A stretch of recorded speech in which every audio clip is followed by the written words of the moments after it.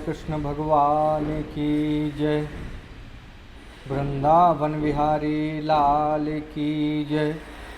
पुरुषोत्तम भगवान की जय। सभी भक्त प्रेमियों, न्यूज रंग में देखने वाले सभी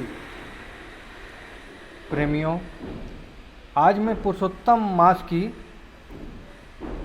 7वें दिन की कथा सुनाने जा रहा हूँ। आप लोग सुने। वाल्मीकि जी दृढ़ धनवा को बता रहे हैं कि वह सुदेव ब्राह्मण भगवान की स्तुति कर हाथ जोड़कर खड़ा रहा। भगवान ने कहा कि हे ब्राह्मण, आप मुझसे पुत्र को छोड़कर कुछ भी वर मांगो, राजपाट, धन दौलत, सारे ऐश्वर्य मांग लीजिए, पुत्र मत मांगिए।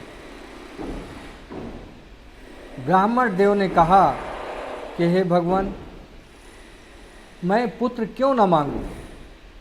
तो भगवान ने कहा कि पुत्र आपके भाग्य में नहीं है,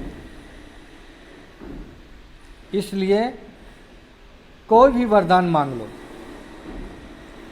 जैसे ही सुदेव नामक ब्राह्मण सुने कि मेरे भाग्य में पुत्र नहीं है,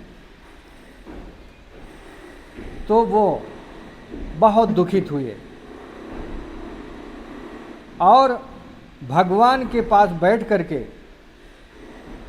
कई वर्षों तक तप करते रहे, भगवान की आराधना करते रहे। इसके बीच में गरुण जी आए।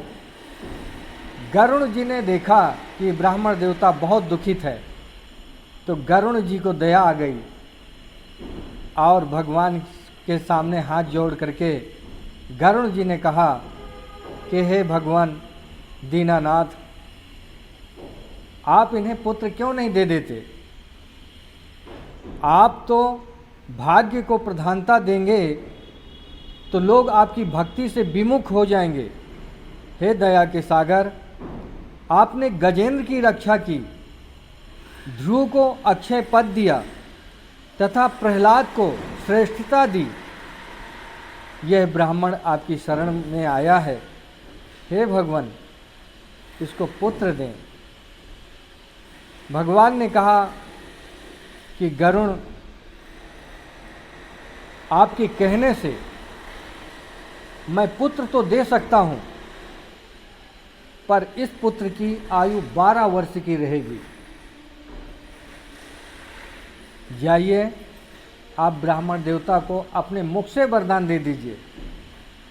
गरुण जी गए और ब्राह्मण देवता को कहा कि आप निराश मत होइए, मैं आपको वरदान देता हूँ कि आपको अवश्य पुत्र प्राप्त होगा, परंतु पुत्र होने के बाद उतना ही आपको दुख भी होगा।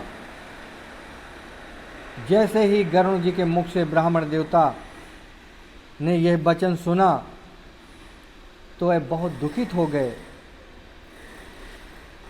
और फिर भी इसके बाद उन्होंने भगवान की आराधना, पूजा करते करते भगवान की कृपा से उनको एक बालक उत्पन्न हुआ और वह बालक बहुत ही यशस्वी, विद्यावान, परोपकारी, हुष्ट पुष्ट, सुंदर, घुंघरालू बाल। ब्राह्मण देवता बहुत प्रसन्न हो गए कि आज हमारी सभी मनोकामनाएं पूर्ण हो गईं। जब बालक धीरे धीरे बड़ा हो गया, तब वो भूल गया कि मेरी आयु सिर्फ 12 वर्ष की है, पर भगवान का दिया हुआ वचन टल नहीं सकता।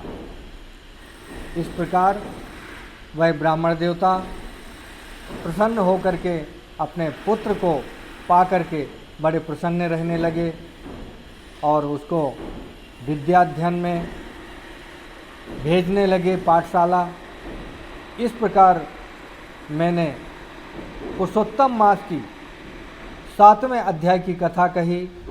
जय श्री कृष्ण। बोलो वृंदावन बिहारी लाल की जय। गोपाल कृष्ण भगवान की जय। और आगे की कथा मैं आपको कल सुनाऊंगा।